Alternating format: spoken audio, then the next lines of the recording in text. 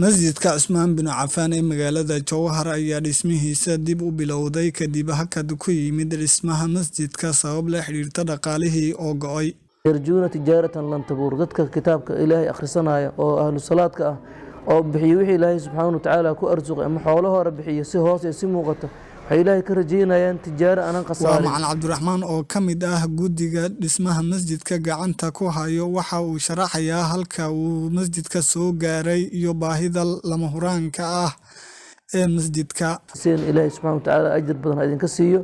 haddana waxa u baahan yahay masjidku dhamaystirki oo isugu jira qaybo kala duwan oo ka mid tahay dhamaystirkii bulukeetiga dhismaha derbiga dhamaystirkii shamiitada lagu salaaxayay derbiga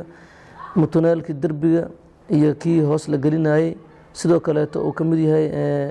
agabyadii faraha badan oo masjidka lagu qurxi lahaay haddii ahaa lahayd bukisyadii lagu geli lahaay masaaxifta ama quraanka la geli lahaay qurxintii mixraabka uu ka mid yahay sidoo kale laborafiina qaybaha kala duwan laga sheekeymayo lacagtii shaqaalaha minaaradii dhismaheedii masjidka u dhiman marka waxaan Ilaahay subxaanahu wa ta'aala ka baryaynaa inuu intii ka soo qayb qaadana Ilaahay subxaanahu wa ta'aala miisaanka hore xasanaadka ugu daro ishriga kurbadiisa Ilaahay subxaanahu wa ta'aala ka kaafi doono Ilaahay subxaanahu wa ta'aala wuxuu jecel yahay dadka muxsiniinta ah Ilaahay wuxuu leeyahay wa ahsinu inna Allaha yuhibbul muhsiniin samafalayaasha Ilaahay jecel jeclaanta Ilaahay waxay tahay in Ilaahay subxaanahu wa ta'aala ka raali noqdo oo Ilaahay subxaanahu wa ta'aala xawaaitaada Ilaahay ku gudo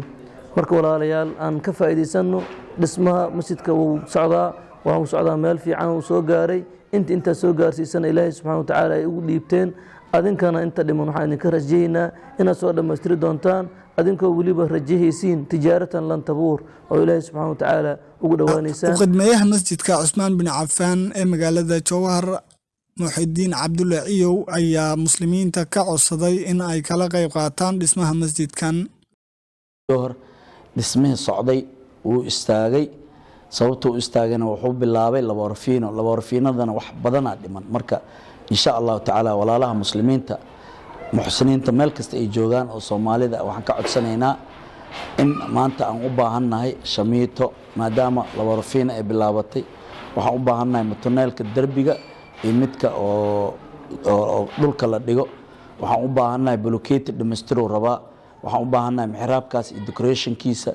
hadda waxaan u baahannahay korontada fiilada oo galaysa masaajidka dhinaca qoloteenka asiga naftigiisa insha Allah ta'ala u baahannahay iyo musqulaha marka waxaan jecelnahay walaalaha muslimiinta meel kasta ay joogaan in maanta nagala qayb qaato bacaad oo u baahannahay insha Allah ta'ala masjidka Cusmaan bin Cafaan 3 meelood 2 meel wuu dhamaaday waxaan noo haray 1 meel waxaan Ilaahay subxaanahu wa ta'aala ka rajaynaynaa inuu noo fududeeyo intii wax la soo baxday oo masjidkan saaciday Ilaahay subxaanahu wa ta'aala ayaga iyo waalidiintooda jisadooda jannatul firdaws al-a'la Allah ka dhigo kuwa wax soo wadana insha Allah waa u duceynaynaa kulligeena Ilaahay ha nagu casuumo jannatul firdaws waaya nambarka oo walaalaha la soo xiriiraayo waa Muxidiin Cabdulle Ciyow nambarkana waa 252612 insha Allah waa ku celinaa mar kale taleefanka iyo qofka la soo xiriiraayo waxna lagu soo diraayo waa Muxidiin Cabdulle Ciyow oo ah u khidmeeyaha masjidka Cusmaan bin Cafaan taleefankana waa 2526120406 السلام عليكم ورحمة الله وبركاته. Raaga Xasan Cumar warbaahinta Goobjoog Jowhar.